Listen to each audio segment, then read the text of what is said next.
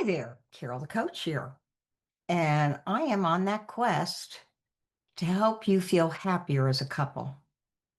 And I am not about you being in denial or getting duped or having a loophole from your recovery, whether you be the betrayer or the betrayed. But I am about suggesting that when good recovery is showing up and it's been consistent, and it's been for months and months and months, that you begin to entertain creating a new reality in your life. And so I have some specific tools that I use when it's time to do a new reality. And one of those tools is The Works by Byron Katie. I mean, Byron is an amazing teacher, and she had mental health issues and she wanted to kill herself and she just didn't see any hope for herself. And as a matter of fact, in her book, Loving What Is, which is really a book about acceptance, she accepts what has happened to her that caused her such great depression. She accepted her depression, but what she didn't accept was the fact that she was going to have to live like that for the rest of her life. And so she had this shift that occurred because of something that she calls the works. And I want both of you as a couple to practice this 3 times this week and see if it doesn't shift your experience. The betrayal happened, or the many betrayals happened, or the many slips and relapses happened. But again, if you're in good recovery, and if both of you recognize that, how do you get rid of that tethered feeling that you carry around with you that says, but what if he or she isn't? What if they're duping me? What if they can't sustain it? What then? What do I do? How do I control it? How will I know? Well, see, I've always said that you will know because you've got intuition now. And intuition is something that is a God-given gift. And you, as a betrayed spouse, may say, where was my intuition when he or she had many, many other affairs? Well, those affairs or affair was created in deception. And so the betrayer spent weeks and months and years figuring out how to keep you in the dark. But you're not in the dark anymore. You've got this. Your intuition can come back now that you know what you know. That can never happen again. Oh, I won't say it can never happen again, but I will say that the betrayer will leave clues. Let's go back to that thinking that I really wanted to help you with. Byron Katie developed the works, and the works are 4 simple questions that you ask yourself and then do a turnaround.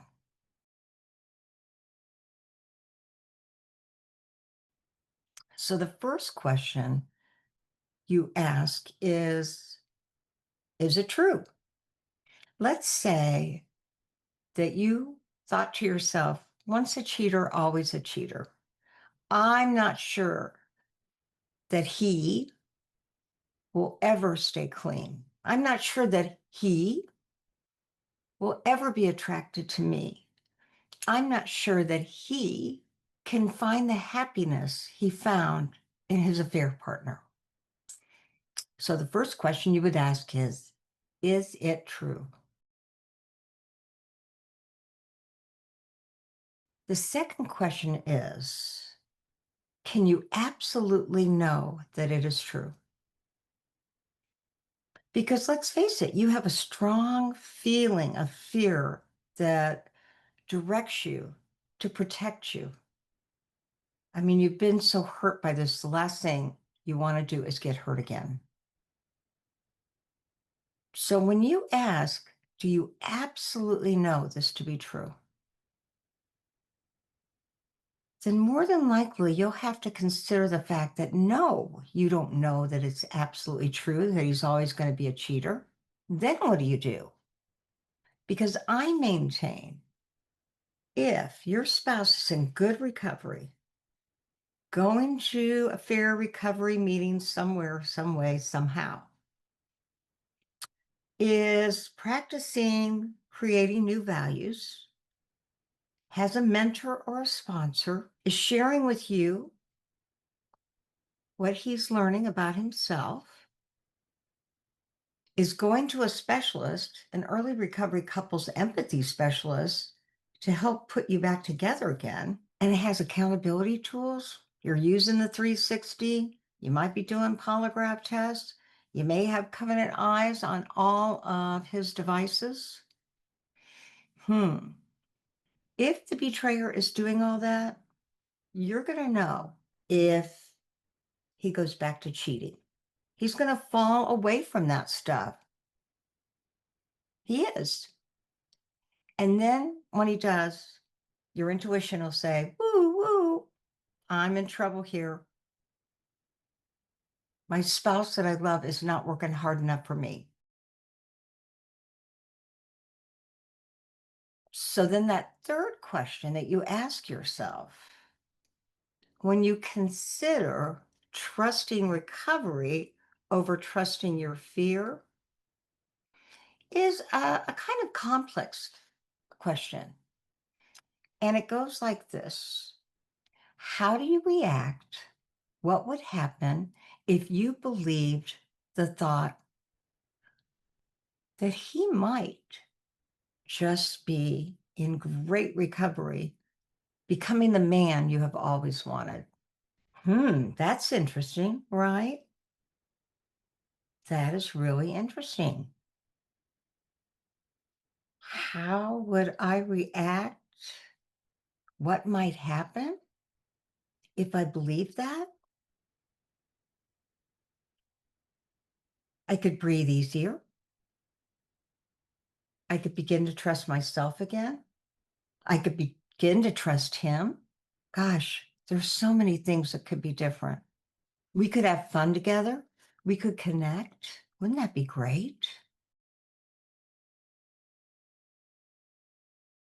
And then the last question, after you shift that energy and entertain the fact that really this person might be in good recovery. You might be seeing the telltale signs of a man or a woman, if it's a female betrayer, but you might be seeing signs of this is what our life's supposed to look like. And recovery is working. I deserve this. So then again, who or what would you be without the old thought? How might your life be different? Who would you be? I'd get closer to my husband. I would love him more. I would trust him more.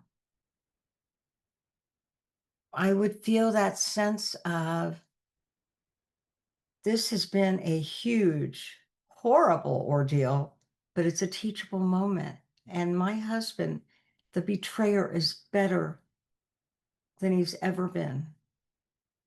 And he's learning integrity skills and empathy and communication skills that are making our marriage better. That's who or what I'd be without that thought. And that would be incredible.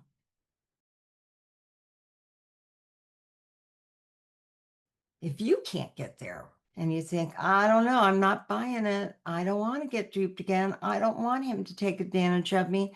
I don't want to get hurt. And you know what? If I don't believe that he's really in recovery, I won't get hurt again. Which then I'm going to ask you, what would the turnaround be? We just entertained some potential thoughts, but I'd like to know,